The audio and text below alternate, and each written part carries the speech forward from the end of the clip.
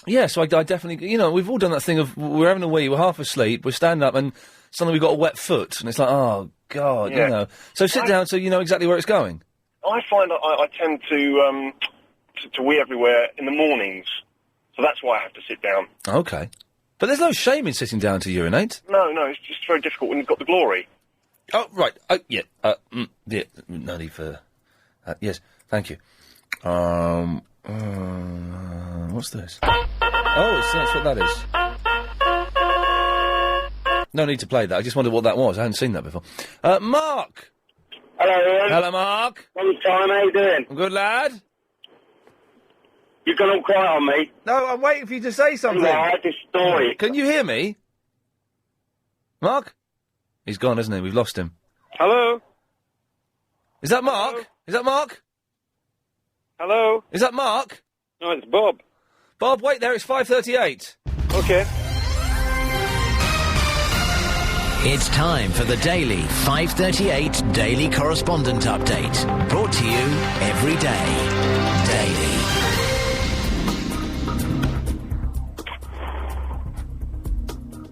Hello? Yeah, Hello? if you have problems peeing, getting it in the toilet, put a ping pong ball in there.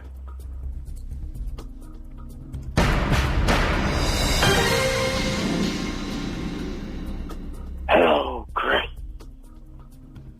I want to play a game.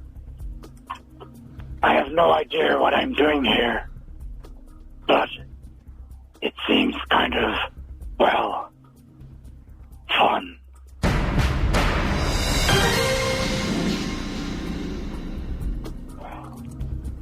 Hello? Hello? Hello? Yeah, I'd like to comment on the lottery. Yeah, do it.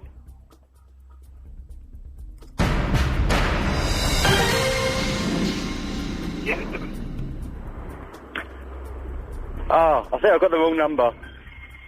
Hello? Is that Chris? No. This is assistant.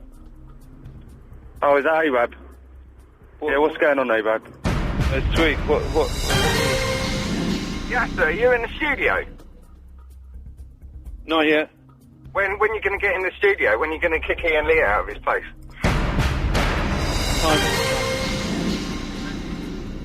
Hello? Hello? Ian, is Ian there? Well, not at the moment. He's on a break. You know, necessity. Chris, it's Graham from Croydon, Chris. Go on, mate. Just wanted to speak to Ian, really, you know? Yep. What about? My new book, Chris. What's it called? According to Graham, a semi-factual biography. I don't know what happened there. There's nothing wrong with the correspondent update, but it doesn't matter. Yes, Bob. Yeah, hello, Ian. Ian, I heard you talking reality television. I wondered if I might join that debate. What were we saying? Well, there was a lady talking about, and you mentioned Cirque du Soleil. Cirque du Celebrité.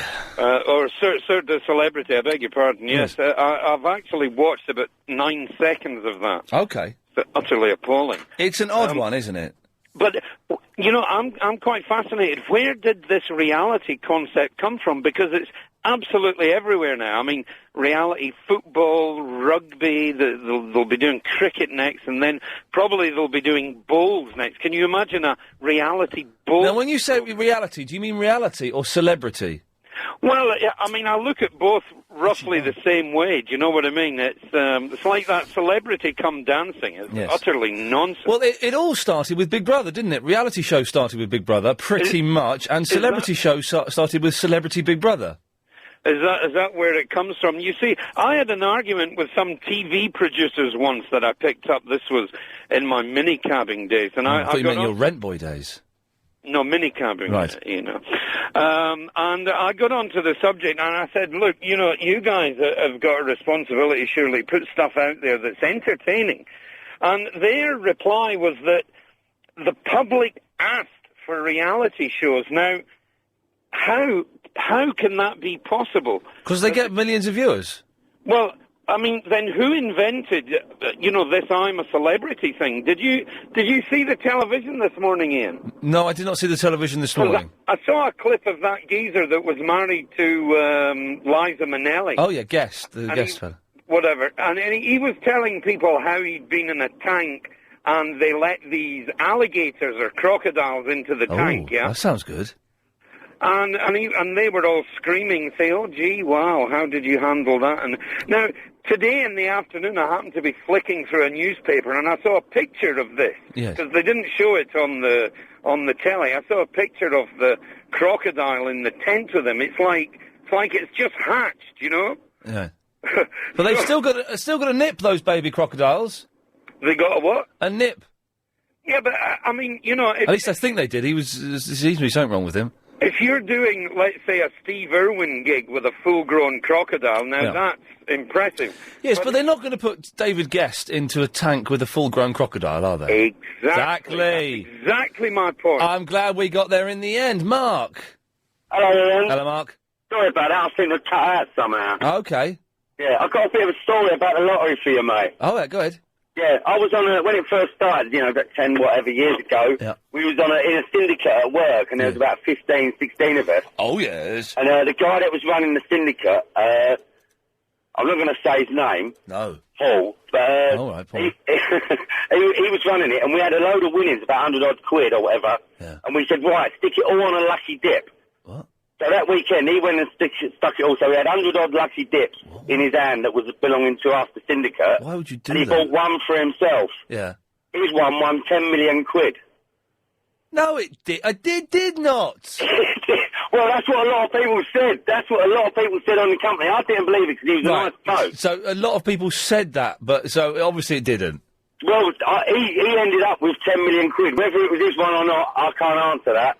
But we couldn't obviously afford to go to the solicitors because he would have beat us. And the worst thing he did was he said, right, I'm leaving the company. He left the company, and a year later, he came back and said, I left because I won the lottery. What? And by then, it had turned into about 13, 14 million quid he had. I got confused there. I got confused there. I suspect there was a lot of nonsense going on. OK, we're drawing towards the end of normal time, and then it's Triple M at 6 o'clock, of course. 0870 90 90 973 is the phone number. We'll take more of your calls after we've had some of this. Oh, this is a surprise. He's had the guts to call in during the main part of the show and not phone in during Triple M when he can be a bit of a coward. Ladies and gentlemen, it's Graham. No, but that's not how it is, Ian, is it? Well, it is exactly how it is, yes. You want to speak to the man behind the glass, the chimpo? You're speaking about my good buddy, Adrian Crisp. Ian, did you read the bulletin, though? Which bulletin was this? And the MySpace. I didn't read the bulletin, no, I read your blog. Got a new book, Ian. Oh. Do you want to hear about it, sir? Yeah, we might as well, because we've got no other calls. But if anyone else calls in that's half decent, then I shall boot you off. How would that work, Ian? 0870 90 90 973. 973. According to Grammar, Yes. a semi-factual biography. All right. Life and Times in Croydon. Yeah. Very loosely based on Hard Times, Dickens' classic. You are only on the air because I have no other calls. I'm very aware of that, so I'm going to use this to promote my product. Oh, hang on a second. Line 1, you're on the air. How you doing? I just want to get Graham off the wireless, bro. It's Graham, you idiot. So, get it right first. Yeah, just get him off here, mate. Yeah, have the guts to give me your name. Your name, please. No names, mate, no names. Bit of a weird name, isn't it? Yeah, no names. That's creepy. He's gone, actually. You're a better option than him. Let's try this. Line 6, you're on the air. Brady. Graham.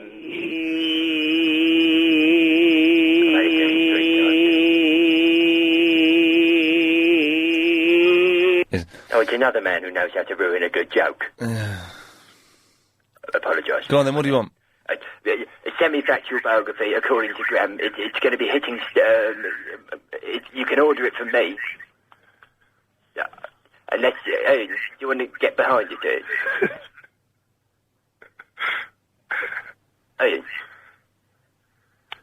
the funding. That's what I know. MySpace.com/Gramming and leave your credit card details with me, and I can take some money out, just a small amount, about £300 for funding. Hello. Hello? Hi. Who's that? It's Graham. Graham. Graham. Is that the bloke who's talking on there now? It's Graham. Is your voice for real? Making a mockery of my voice now. No. Is your voice for real, or are you just mucking around? What do you want me to say to that? It's my voice. I've got a perfectly normal, docile tone, you know? Right, okay. Oh. Was that it? You don't want to ask me about my new book? Hello. It's Toby calling from the jungle. A rubbish name. I'm on the Bush Telegraph. Any bush you'll ever get. I'm on the Bush... I'm on the Bush Telegraph. Hello? What? I'm on the Bush... Who's calling, please? Oh, hi, it's Lee. Hello, Lee. How are you? I'm good. How are you? Perfectly fine, Lee. Oh, very good. I found, in the morning, when I want to go to the toilet, it's often easier to go in the shower if you have the glory. Right, well, stop that, Graham. You've encouraged bad rudeness. Well, I've got nothing to do with it. I don't get them anymore, eh? Hello? Is that Graham? Yes. It's Verinda, man. How you doing? Fine, Verinda. How are you? Did you read my headline on MySpace? No, what is it? You know... No, right, OK, you're all gone now, because it's all gone a little... It's all just gone a little bit messy, for God's sake. We've got Yassar doing Triple M after 6. Don't get any messier than that. What's this, don't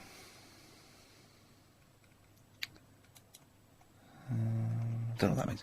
Right, OK, well, I might as well do some of these, as Chris has got no calls lined up. While that was going on, I was doing trying. that. But that was a stalling technique, so you could line up a decent call so we could get rid of Graham legitimately.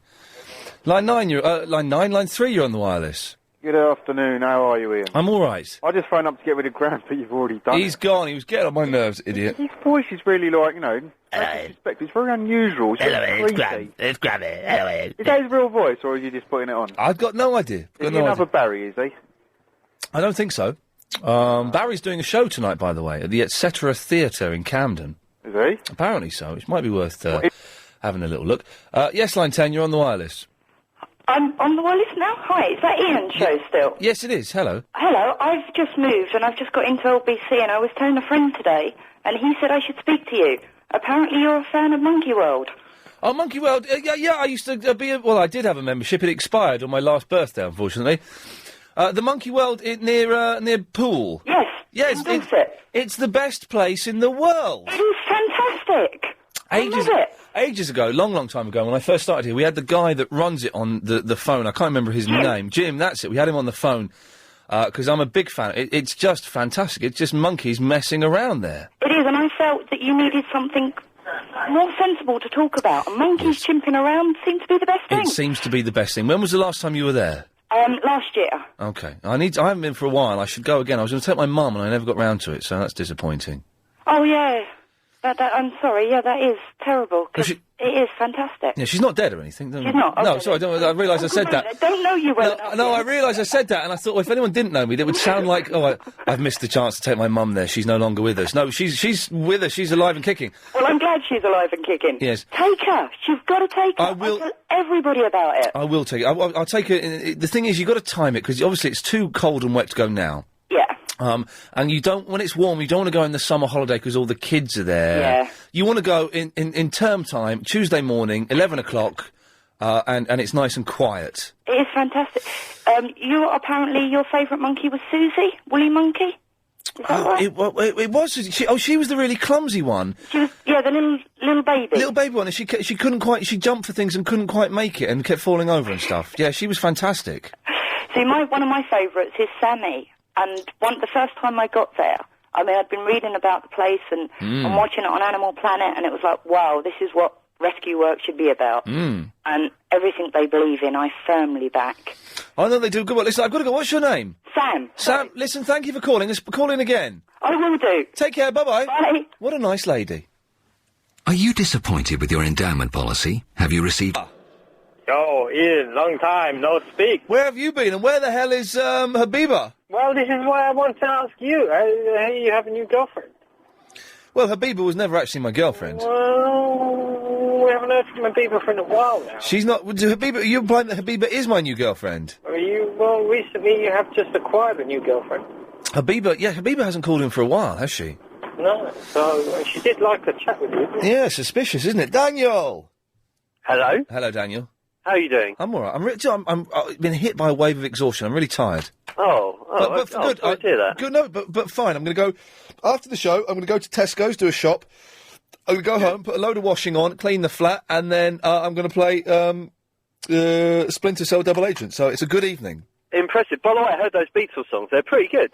I think they sounded good. I'm probably going to invest in the album and have a little listen. Yeah, do it. I used to watch you on the 11 o'clock show, by the way. Big fan. Well, there you go. Thank you very much. Yes, that was some time that's okay. ago. Anyway, I've got a question about the lottery, right? What to do? 'Cause Yes. I know you don't believe in it, but I'm going to do it anyway. I've only got 30 seconds where I have to go. Right. So, go on. Should I buy 10 lucky dips or choose the numbers for 10 of them?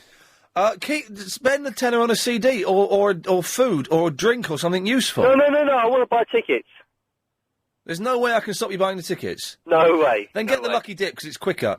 Yeah. It's Okay. All right. all, I'll do that. You know, you will, whatever you do, you will not win anything. Oh, well, I'll give you a little bit of money if I do win. Okay. I'll have 10% of whatever you win. 5%.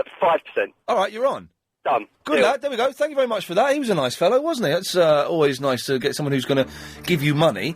So, it's been a strange show, it's got to be said. And there's been some ups and downs and quite a bit. A lot of weirdos phoning in today.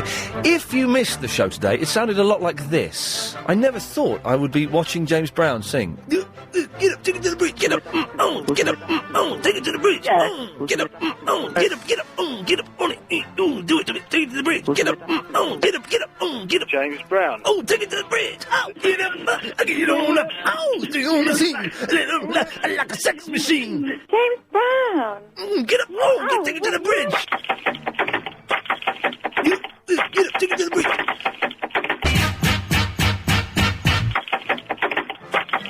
Can you do Sex Machine? The sex machine? Yes, I'm ready to get up and do my thing. I want to get into it, man, you know. Like a sex machine. Oh, take it to the bridge. Oh, sex machine. Get up, get up on it. Do it to me, take it to the bridge.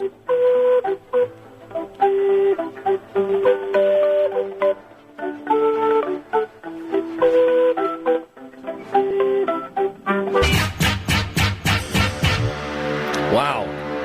That's the best one you've ever done, Helen. I think that's borderline genius. In fact, I suspect that it was you that remixed the Beatles album that's coming out, because that was fantastic. Okay, there we go. That's the show proper, but we have this kind of postscript that we have to do, where your calls go straight to air for the next 30 minutes. 0870 90 90 973. Slight different twist today is that I'm not hosting Triple M. Yassar from the Stratford will be hosting it. Now, what's the betting? When we call him up after 6, he's gone out. Or he's in the bathroom, yes. But in theory, the next 30 minutes should be hosted by Yassar. Be nice to... Well, no! Do what you want to do, as long as you don't swear and you're not libelous. It's as simple as that. Calls going straight to air after the latest LBC 97.3 news.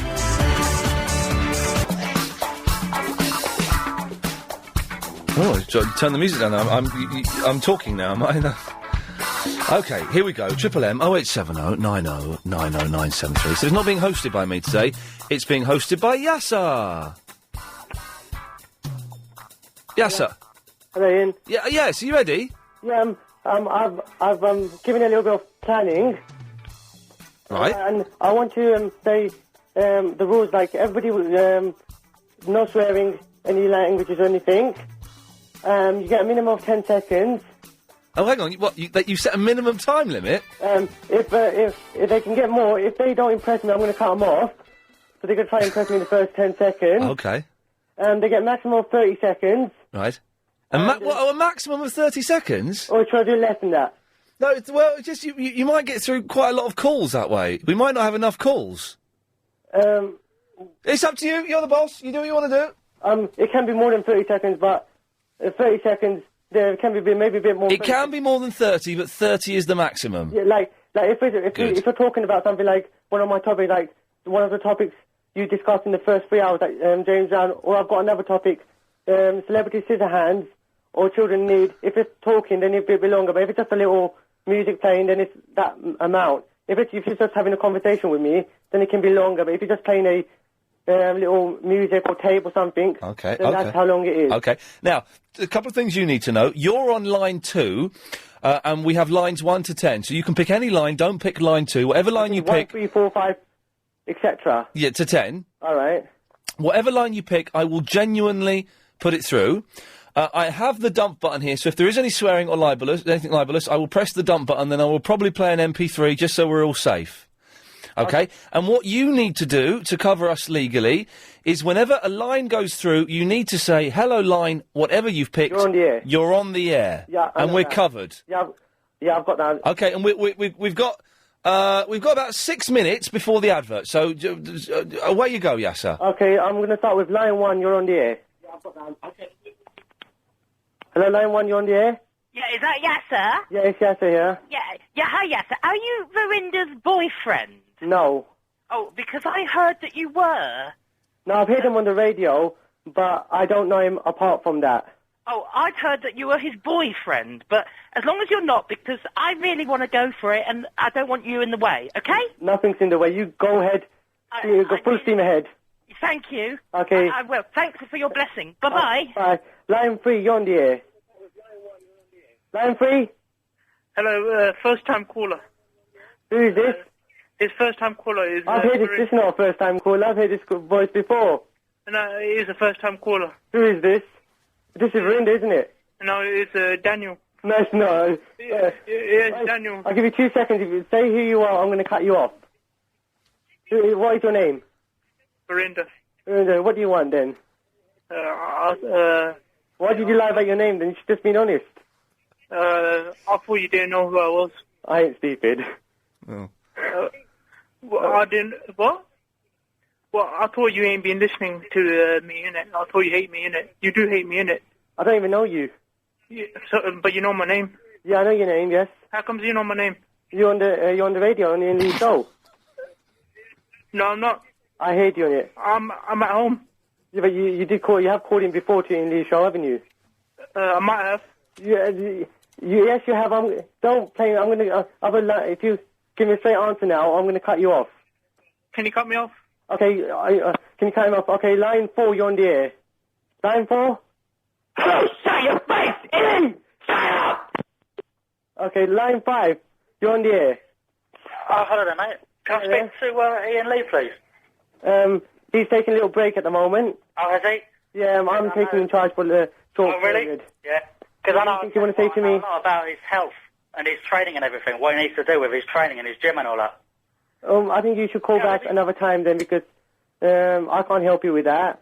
But if you call back tomorrow or something, he'll be able to help you with that. Is there anything else? Okay, line 6, you're on the air. Hello, Hello? it's Arab. Hi, Arab. Don't tell me what to do. What? You're laying down too many rules, bruv. You don't even know. I'm not laying any. I'm laying simple rules. You don't even know me, bruv. How dare you? What? You know what I mean? You've offended me. How have I offended you? Because you can't lay down all these rules, innit? Without rules, there'd be anarchy. Yeah, without rules, there'd be free love and no death. There will be. Do you know who told me that? There will be death. No, without any laws. What are you talking about? Without any justice. You can't tell me what to do, and then... I'm not telling you what to do, but if you want to be on the air... I am on the air now, and you're not telling me... I can cut you off then. Well, don't, because I ain't said what I want to say yet. Well, say what you want. Hurry up then. Doctor Who's crap. Thank you very much. Line 7, you're on the air. Line 7? Yes, sir. I'm not happy. What do you say? Can you feel that you're not happy? I'm not happy, because I found out that you've been peeing in the swimming pool in Stratford. No. Is there anything else you want to say before I cut you off? No, because what they've done... Have you ever peed in a swimming pool? No, what they've done is they've put special dye in the pool for people like yourselves. Okay, cut him off. Line 8, you're on the air. No, because that's a recording. You said that before. Hello, line 8? Yeah, If you miss that bill of Yassar, you can get it on the podcast. Thank you. Okay, line 9, you're on the air. Yes, the Verinda impersonator. What do you want? I want to say hello. How are you? I'm fine. I'm better than I was before, but I'm fine. Yes, I'm fine actually. You're a little hen. Huh? When will you lay me an egg? Yeah, you heard that, did you? Yeah. When do the clocks go back? The clocks go back in the winter and forward in the summer. Hey, little hen, when will you lay me an egg for my tea? Hey, little hen. Good, my mouth is getting dry. Huh? Okay, come. Okay. Line 1, you're on the air. Line 1? Hello. Hello there. You're doing a good job, you are. Thank you very much. Yeah, and I like your voice. Thanks for that. Anything Yeah, else? and I like to have a go at doing the calls one week, if it's all right with Ian Lee. If it's all right with Ian Lee. Yeah, that's fine, yeah? Yeah, I better go now. All right then, bye. All right. Okay, anybody want to talk about Celebrity Scissorhands, feel free to call in. Line 3, you're on the air. Line 3? Freddie. Okay, line 4, you're on the air.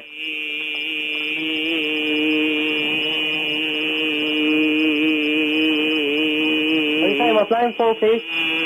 Line 4, you're on the air. Busy, Mom. Hello, line 4. You on the air? Yes, sir. Yeah. Have you been to Northern Cyprus? No, I haven't been to Cyprus, no. I've been Northern to Cyprus. But not to Cyprus, no. I haven't been to Cyprus. Atatürk! Ecevit! Sorry, what I can't hear you. Okay. Line 4, you're on the air. Yes, sir, I'd like to raise a point that's been missed in the debate so far. Yeah, go ahead. May I pleasure your wife? No, you may not. Okay. Line 5. Right, Yassar, listen, we've got to take a break. Sorry. Okay. Yeah, I'm having the time of my life. I need a little break anyway to get some drink of water. Is that because... Good, my mouth is getting dry. Yeah, okay, well, you go get a drink of water. Good, are you playing the MP3 still? Yeah, stay there, we've got to do this. Okay. I've got 5! 3. Wireless show. Okay, excuse me. Last 10 minutes of the show. Triple M. Would you want to do it, Yassar? Yeah, can I just mention my space thing? Or can I not mention it? Yeah, you can mention it if you want. Yeah. Can I mention that or not, Ian? Yeah, go on. Yeah, it's myspace.com/Darrell Yassar. That's spelled YSR. No, thank you. Please log on and be my friend. Thank you. I need a friend. Thank you. How many of your friends have you got now? Thank you. Last time I checked was this afternoon, and I had about 16. Oh, so has it not gone up since you last mentioned it? I've only just mentioned it now. I think I've put you in my top 12 friends as well, so people can find me on my page. Find you on my page. I like your page. It's got a YouTube video. I like it, and then I need 99. I've got 999,000. I need one more, and then I can get a kidney transplant or something. A what? You know, on your page on MySpace. Yeah. It's got a video, and it says I've got 999,000 friends or something. I need one more, then I can find a perfect match for a kidney. Oh, there we go. Yes. Yeah, I like your. I think your page is quite good, actually. Yes. I liked it, yeah. Right, so, what's happening now is for the last 9 minutes of the show, Yassar is hosting Triple M, 0870 9090 973. He's made up some rules, and as we know, if there were no rules, there would be anarchy. Don't swear, don't be libelous. Those are my 2 rules. Yassar, lines 1 to 10, away you go. I'm going to start again with line 1. Line 1, you're on the air. I'm not interested in being your friend. You go on MySpace then. Hold on, please. Can I just stop you there? I'm a worshipper of Verinda, and me and the worshippers, we're going to cook you in a pot because we're getting fed up of your anarchy. Okay, you do that. I don't want to be your friend. In your dreams, then. I'll... Sad, you haven't got any friends. I bet you've only got 2 friends. I bet you haven't even got 16. I have, actually, on MySpace. You haven't got 16. Why are you lying? I don't know 2 people who know you. Go on myspace.com/Darrell Yassar, that's YSR, and then you find out that I've got 16 friends. Thank you very much. Is there anything else, or should I cut you off? Okay, line 3, you're on the air. I've got 16 friends. Thank you very much. Hello. Hello, Yassar. Hi there. Who's this? Who am I speaking to? You're speaking to Jeremy. Hi, Jeremy. Where are you from? I'm from north of London. I have a question for you, and many of my friends have a question for you. I'd like to know it's a clean question, is it? Sorry? It's a clean question, is it? It's not rude or anything? No, I would never ask you a rude question. Not on Ian Lee's show. It's the wrong show to ask a rude question. What's the right show then? We just want to know. All right, carry on. Yeah, sorry. Planet you come from? Can you repeat the question? Sorry. Which planet do you come from? Planet Earth. Are you sure? I'm sure. We've been having discussions, but we're not sure, yes, sir. No, I think and maybe you might be from that other planet because that BBC Two program said that our descendants might, or something yours, might be from another planet. I'm not sure. I didn't watch the program completely, but it might be for you, but not for me. Might be from another planet. I'm not sure. Okay, line 4, you're on the air. Line 4. Not for me. Line 4. Okay, line 4, you're on the air. Excuse me, line 4, please. Line 4, you're on the air. Line 4. Hello? Why is that person gonna cook you in a pot? Eh? Why is that person gonna cook you and Verinda in a pot? I wasn't listening. Sorry, I wasn't listening to what he's saying. I think he was off his medication or something. Well, tell him if he wants to ring back, get some details, and I'll murder him for you. I don't say no violence, please, on the show. You can do it off the air, but don't mention it, your violence that you can do on the air. Thank you very much. I don't mind. I'm an assassin. You do what you want.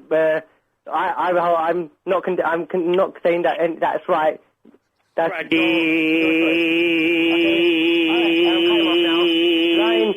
Line 10, you're on the air. Hello? Line 10. Good, my mouth is getting dry. Hello, line 10, please. Line 10, you're on the air. Good evening, Yassar. It's good to have you on Triple M. Thank you very much. Is the film forum coming back, Yassar? Not at this moment. I've got some ideas for LBC, but not at the moment, no. They might come back in the new year, but not before the new year. No. And have you seen Borat yet? No. No, I haven't seen that, no. Oh, no. You're just going to ask the questions for me, aren't you? Yeah. No. Okay, thanks very much. I'm going to be clever and cut you off now. Line 8, you're on the air. Hello, line 8, can you turn your radio down, please, or turn it off, please? Line 8, you're on the air. Okay. Yeah, what do you want to say, then? I was just wondering if you and Ian Lee want to come out for dinner with me. You know. No, I don't know. What do you think about Edward Scissorhands? It's a good film, I think. Don't you think? I haven't seen it, no. It's a brilliant film. I saw it last night, mate. It's brilliant. No, I don't think me and Ian would go dinner with you. You might be a madman for all we know, so... Nah, he's a nice guy. I like him, actually. Hey, I tell you, no, seriously, I tell you what. Go ahead. Ian Lee's with you there, isn't he? Tell him he has to go on Big Brother. Yeah, I don't think he would go... I think he... show out there. Said I think I remember him saying he won't go on any celebrity shows. Unless the money's high enough. If the money's high enough, then he probably will go on it. If you can offer him loads of money, he'd probably say yes to anything. Okay, line 1, you're on the air. Line 1? Hello, is that Yassar? Yes, Yassar. Who's this? I think you're doing a brilliant job and you're better than Verinda. Who is this? Who's this? I don't want to say my name. Okay, person X then. Should we call you? Yeah, go on then. Alright, you saying, is there anything else you wanted to say? No, nothing else. Alright, thanks for the compliment there. Thank you. Line 3, you're on the air. Sorry, line 3, you're on the air. Nothing else. Hello? Line 3? Hello, Yassar. Hello, yes? If this hand don't lay me next soon, I'm going to cut off his head, fuck out. Okay, okay. Line 4, you're on the air. Okay, then turn your radio down now, I'm going to cut you off. Line 5, you're on the air. Yeah, yes, sir. Hello, mate. It's Mark from the Willesden. Hi, Mark from the Willesden. How you doing, mate? Listen, I'm not being funny, man. I'm not being horrible. Alright, thanks very much. I was about to answer the question. Yeah, I'm okay, thanks very much. Me and my girlfriend, all my friends love Ian. We love him to bits, but we find you and Verinda really, really annoying. Why do you find me annoying, please? Because all you do is but every after... Yes, excuse me, just because my speech ain't fantastic, don't have a go at that, alright? I can have you go at everything else, but don't have a go at my speech, alright? Don't you dare. This Triple M is the worst ever. Okay, everybody else is saying it's fantastic, so one in... I'd love to put you and Verinda in a room with Andy McNabb so he could take you down. Okay, thank you very much. Line 6, you're on the air. Line 6. Hello? Hello, yes? You're on Triple M now? Pardon? I said you're on Triple M. Hi, is that Yusuf? Yeah, that's Yassar here, yes? Hi, do you massage the sausage? Huh? Sorry? Sorry, line 7, you're on the air. Hello, Yassar. Hello there. Line 7, you're on the air. Yeah. Line 8, you're on the air. Yeah. Line 8. Line 8. Okay, sorry, there's no line 8 then. Let's go to line number 9, please. Line 9, you're on the air. Line 9. Hello? Hello there. Hi, it's Amber. Hi, Amber. How are you? Can I ask you a question? Yeah, I'm fine. Was that the question? Sorry? I thought that was the question. How am I? You can ask me a question. That's fine. Are you jealous of Good, my Verinda? mouth is getting dry. What's the question? Are you jealous No. of Verinda? No, I'm not gay. No, I asked you. I said, are you jealous of Verinda? Why would I be jealous of Verinda? Well, because, you had, like, your big moment, and then you went, and now you've made, like, a massive comeback, and you find that he's the big moment thing. Nah, I'm always going to be the number one, so he can just be the copycat, but so I'm always the original, so the original's the best always, I feel. Okay, line 10, you're on the air. Line 10? Yeah, so you know your new ideas for LBC, do mate, keep them to yourself, you muppet. Oh, thank you very much, you idiot. Line 1, you're on the air. Line 1? Line 3, you're on the air. That's too irritating my ears. Line 3, you're on the air. Yes, so tell me your secret. Oh, I haven't got a secret to tell you. Come on, everyone's got secrets. Tell me a secret you've never told anyone else. Why would I tell you? I don't know you. Come on, man, that's not important. Just tell me. I'm not going to tell a secret on the air. Not live to 2-3 people. Come on, man, you don't be scared. Tell me. I can't think of a secret. Sorry, I would, but I can't think of one. Yes, sir. Come on. No, I'm not going to say on live on the air. Don't be ridiculous. Come on, tell me. You can tell me. It's fine. I'm not going to say it. I'm not going to. Don't even. I know you. I'm not stupid. I'm not going to say, and then I'm not going to fall for any tricks. All right? Yeah. Yes. It doesn't matter that we don't know each other. It's they actually go forward in the winter and back in the summer. Your secret. I'm scared of everything. Okay? No, come on, man. Give me more than that. I am. What do you want to know? What kind of secret do you want to know? Okay, I'm going to cut you off. You're off then. Line 3, you're on the air. Line 3? Yes, are you dressed in a policeman's uniform? No. Why not? No. If you got something, what are you going to say? I'm going to cut you off then. Say something. I'm going to cut you off. Please dress in a policeman's uniform. No, I'm not. Yassar! That's the end of the show. I've got to go. Thank you very much. You enjoy it? Yes, I did. Thank you very much. Good lad. Well done. There you go. That was very nice. Clive Ball 8. Big quiz at 7. Nightly News is in next. I will see you tomorrow at 3. Thank you. This show is completely. If Iain Lee in any way